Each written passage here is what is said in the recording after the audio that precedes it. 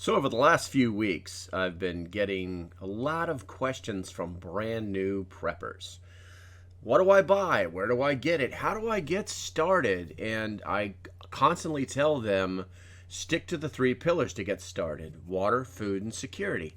And they still seem to be a little confused, but what I would like to do in this video is actually set up a system, very simple, that they can use and go get the stuff to be ready for 2 weeks, just 2 weeks of preparation. And you're going to feel a lot better about yourself. So we're going to get into that. But before we do me a favor. Like, subscribe, follow, do all that stuff. Hit the bell, whatever, wherever this ends up, do that. It really does help out. All right, so let's go ahead and get into it. Like I just said, water, food, security. That's 3 things. We're going to talk about a total of 10 things, but those are the 3 we're going to start with. First things first. Have 2 weeks of water. That is the minimum. Do the math. Get yourself the jugs. It's basically, NOAA recommends that you have at least 1 gallon per person per day. So do the math on that and you can have a whole stack full of these things. That's the most simplistic way of doing it. Now, if you go to the far right end of the spectrum, you could actually have a mass storage device. It would look very much like this, the one I have on my back porch. They're not that expensive. Yes, there are going to be links down below, guys. People are going to want to find things. I always get these, hey, where do I get that? Can you help me find this? It's just easier if I put a link down below and you can find it yourself. It'll all be clearly labeled. So it's actually quite easy to get one of these large containers. I'll put a video someplace up here that shows you how I actually installed it, where it came from, all that stuff. The other thing you need to think about too is water filtration. Simply because you have the ability to store water does not mean that you're always going to have that water. There should be some kind of water source around your home or where you're staying or where you're going. And what I always recommend is a company called Water Drop. Now, Water Drop, hold on, where's it at here? This is my Water Drop right here. This thing's good for 10,000 gallons. It's basically a life straw, but the difference is you can take this. I keep it in this little bag. You could connect it to this draw bag right here.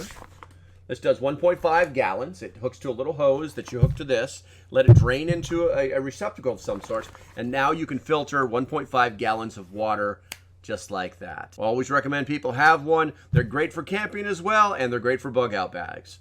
So definitely be looking at your water. If you have a well, that's great. But you know what? Your well requires power to pump it, unless you have one of those that's just back pressured. But things can go wrong. So have the ability to get at water, have the ability to store water. Definitely store water.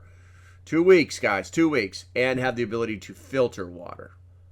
So the next thing, food. Have 2 weeks worth of food stored someplace. You can go and buy the long-term food storage, or you can just go to Walmart and buy 2 weeks worth of canned goods, of 2 weeks worth of canned vegetables, 2 weeks worth of canned meat, and 2 weeks worth of dried goods like rice or beans or pasta. Have those things, 2 weeks worth of food. Also, don't forget that you'll need water to hydrate or cook food in, and that's going to be a consideration that you should probably make when you start talking about the use of water or water storage. Maybe have a couple extra gallons here and there for that kind of stuff. Food is actually the simplest one to acquire because all it really needs is a closet to stuff into. I'll leave a link below for some of the longer term stuff, but you really don't need it. You could just go to Walmart. If you do decide to do long-term food storage, I recommend a company called Augustin Farms. They are known as the industry standard. They're the best in the industry, and you can buy number 10 cans on a limited budget, and it's going to save you money in the end and make it easy for you to prep on a budget. So the next thing we need to talk about is security. This one's a tricky subject, and the reason is because someplace where this video is going to show up, I can't actually talk about things like pew, pew, pew, pew, so we're not even going to talk about that.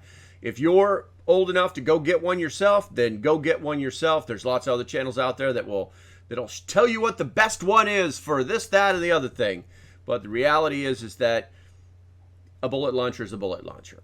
All right, so we're going to break it down into 2 segments. The first one is home security. Home security is easier than you think it is. First things first, guys, screws. You're not going to believe this. I want to show you something real quick. Hopefully the camera will focus on it. That is the screw. I just took it out of a neighbor's door. That is the screw that is holding your deadbolt in, that is holding your lock in.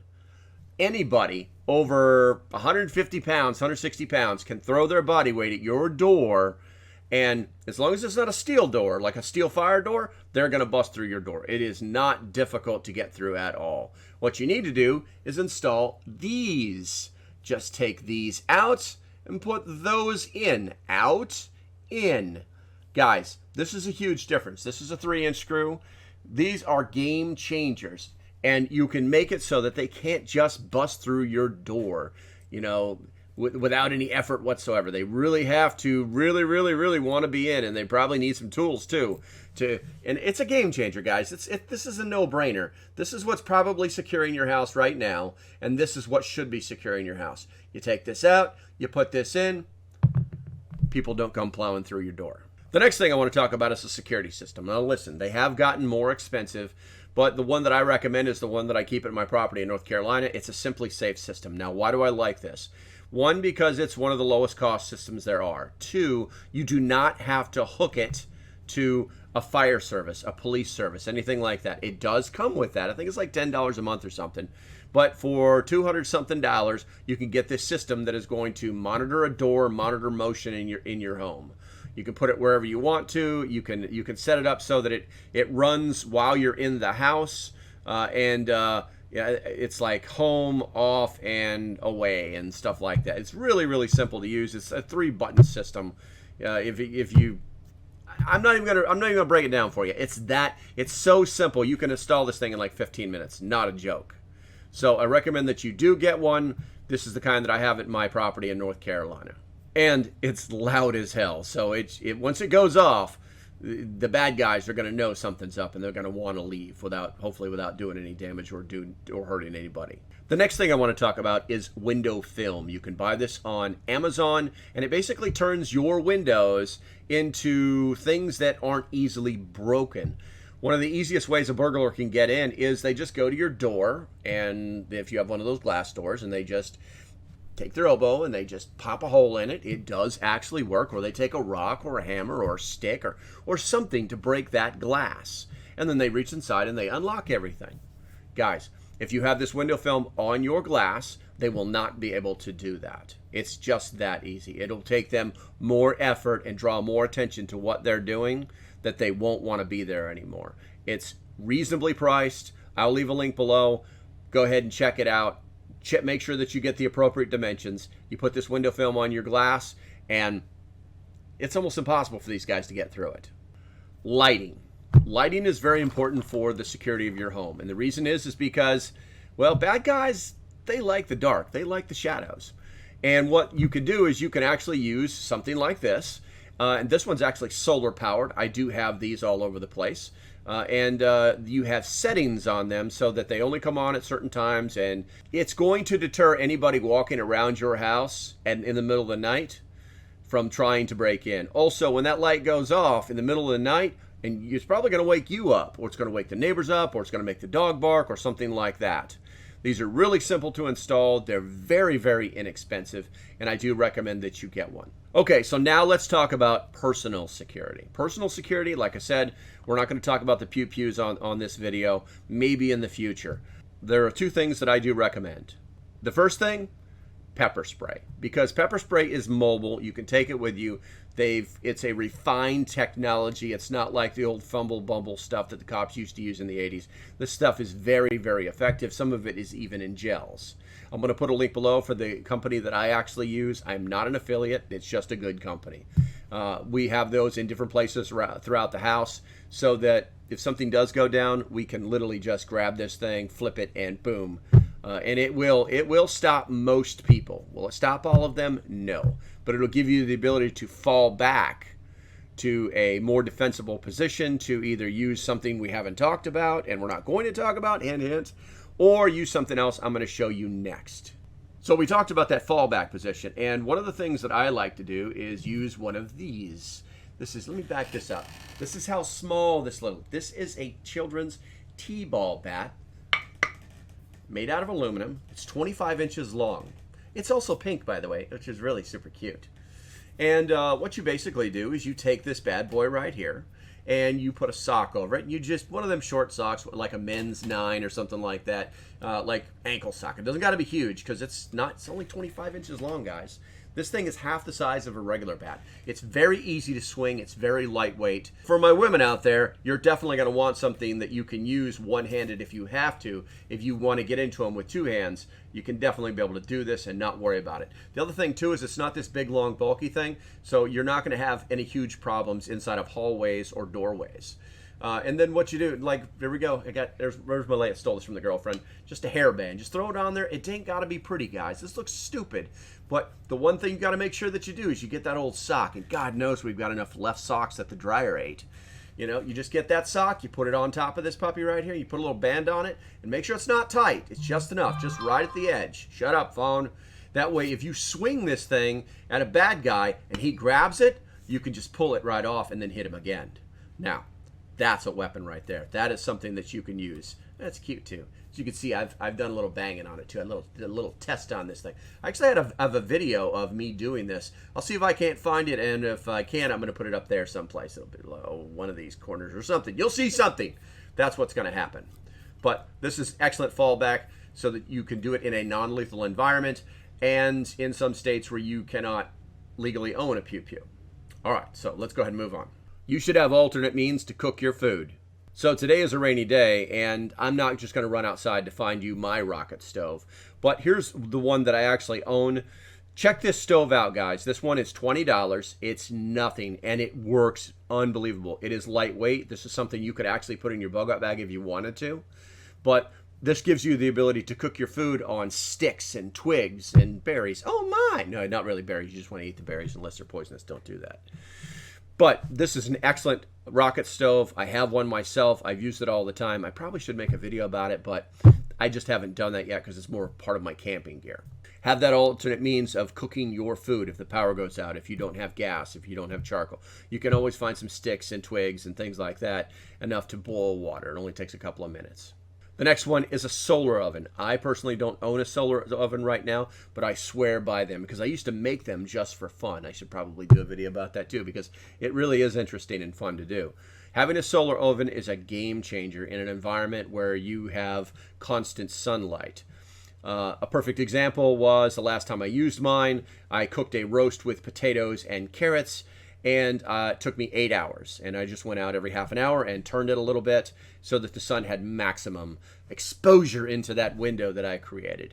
You can buy these offline if you don't want to make one. If you do want to make one, please, there's 1,000 videos on how to do it. Just remember, if you make one yourself, to off-gas it before you start cooking with it. Otherwise, your food's going to taste awful. What I will tell you is that the roast was like nothing I had ever tasted before. And I do recommend, if you get the opportunity to cook in a solar oven, that you definitely do it. And it's free. The sun is free. You definitely need to have a hand-cranked radio. The one that I have is right here. This is actually a company that I endorse. I am not an affiliate for it, but there's a link below. This one's made by Practical Survival. I do like it's very simple to use. It does have one of these little solar charger things on top, but honestly, I think that these things are, it's kind of a novelty. It does work. It does work, guys, but it's kind of a novelty. The important part is that ability to, pop it out there, ability to charge this puppy. Oh, wee! You know, create that power so that you can listen to your radio. Where's the on switch? Let's see if we get any noise. And I don't have the volume. Oh, wait. There it is. It's just the volume's low. And I really should have my glasses on for this. Let's see here. And then, let's see here. Mode. Small craft advisory. Oh, look. It's a NOAA radio. In effect from Wednesday morning. I recommend that you definitely have. I don't know what you can hear over me. 25 knots. There we go. Waves 150 feet. Tonight, east winds 15 to 20 knots with gusts to 25. The important thing that you want to make sure that when you get one of these radios is that it's got a hand crank, okay? It is chargeable. This thing has rechargeable batteries inside of it, and it is completely functional. And, power off. There we go. It's got a clock, but whatever. But it's important that, right there. Ooh, there it is. NOAA. Make sure you get it with the NOAA function on it so you can listen to the weather. You know, in one of the videos that I did last week where we were on the graybeards, You know, what was the first thing to do after a nuclear blast went off that you could, you know, that you obviously weren't on underneath, was turn the radio on. You're going to get instructions. You're going to get information. You get instant intelligence. Instead of trying to search YouTube or watch the boob tube or whatever, these things are unbelievably good, and you should have one. Get a first aid kit. Now, not all first aid kits are created equal. In fact, I recommend that you either buy one that's really good. I'll leave a link below to one that I believe is a good starting point. It's an 80% solution. And you also need to get yourself a tourniquet, which I'll show you in a second. But first of all, so I built this one right here some months back. This one has lots and lots of stuff inside of it. This is more for the house. It's bigger than it looks. There you go. But also, this is what I keep inside my vehicle. This is actually a trauma kit. This has got everything I'm going to need to save somebody's life or my own. Inside of, if there was an auto accident or loss of limb or something like that, this is going to be full of all sorts of stuff. I'll leave a link to how I built my first aid kit for the house somewhere up here for you guys to check out later. The next thing you're going to need is a tourniquet. You just can't have enough of these. Now, unfortunately, in this day and age, tourniquets are not cheap. All of my tourniquets come from North American Rescue. They are the industry leader. There are other companies out there that are just as good, but that's where I get all of them because they're gonna be a solid product and they're going to work. And then you might want to look at getting some kind of medical training after you get this gear, because it's kind of useless without the training. You're also going to need a gas mask and filters. Now, your kit should definitely contain a gas mask. This one is by Parcel Safety. There's a link below for this exact mask. This is a mid-range mask. You can buy other masks from like Mirror Safety, of which I'm an affiliate, but I'm not endorsing them today. I'm going to go ahead and endorse Parcel Safety because this is a mid-range mask. The filters are very easy to take on and off. The mask is, just as far as quality goes, it's pretty damn good. It's pretty damn good. This is not a made in China mask. This is not a Walmart mask. This is not an Amazon mask. This is a company, these guys have been in business for a long, long time. Now, why do you need a mask? Oh, I don't know. I wonder if those people needed a mask when those train cars derailed next to their houses. I think that happened. That was a thing. Yeah, I wonder if that actually happened. Now, you can pick up this mask for less than $100, no problem, and everybody should have one. If you do want a mask system for your children, definitely go to Mirror Safety. They're the only ones that actually sell them for children, but you're going to pay through the nose for them. Like I said, this is a mid-range mask. This is good for particulates. This is good for fallout. This is good for chemicals that are natural chemicals. Believe it or not, there are natural or organic chemicals. This one will actually filter those out. This one is a full face respirator, and these filters are pretty simple to replace, and they're less expensive than a lot of the other filters. I'll also put a link below because I found another mask that is that one right there. That is very similar, that I've yet to test yet, but I've beat it up a couple of times and it just keeps working. So I'll leave a link for that one below, because that is the mask that is using the same type of filters, but you know, obviously it's made by the lowest bidder. Now, believe it or not, you actually need a basic bug out bag, and here's why. Things are not going to go the way you planned. You can stockpile all sorts of stuff. You can have 100 years worth of food and water stored. You can have a bunker, and it doesn't matter because things are going to go wrong. The way we take care of this issue is by having a bug out bag. It's a way to escape without leaving everything behind. That's what a bug out bag really is. It's designed to get you from where you are to where you want to be. That's really about it. Set up a basic bug out bag. I'm going to leave a somewhere up here. There'll be a something upstairs up there, so you can go to that if you're curious about how to make a bug out bag.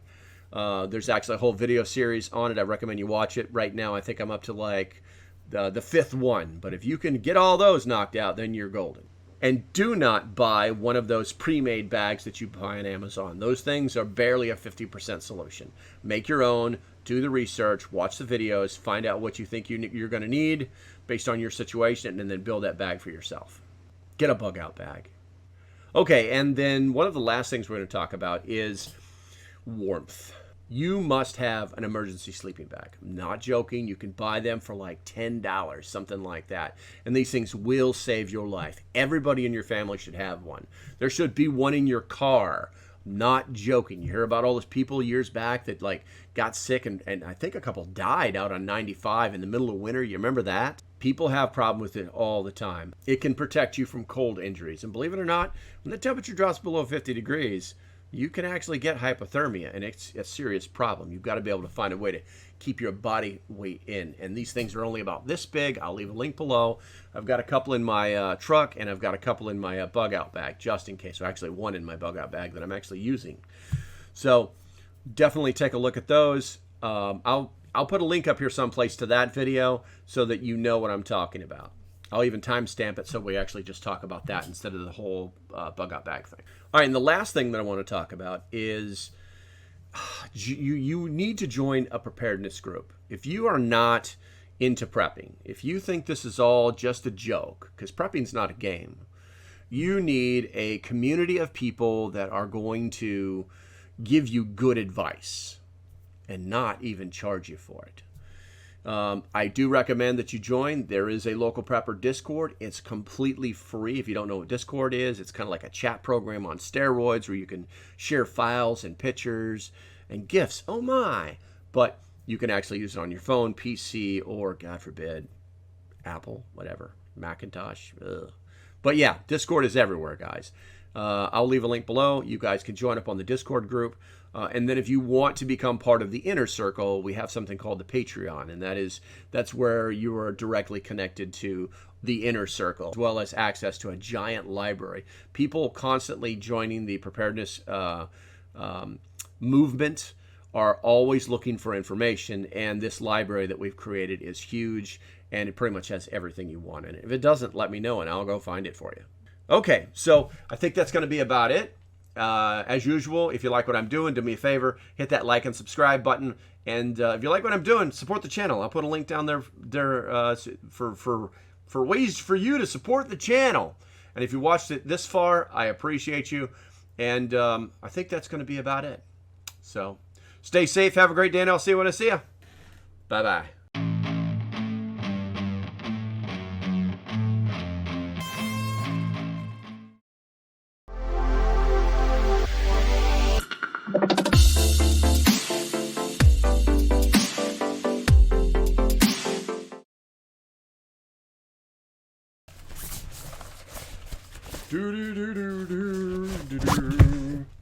I have so much shit.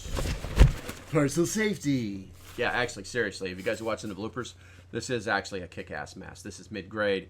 I own several of these. These are the ones I highly recommend to people.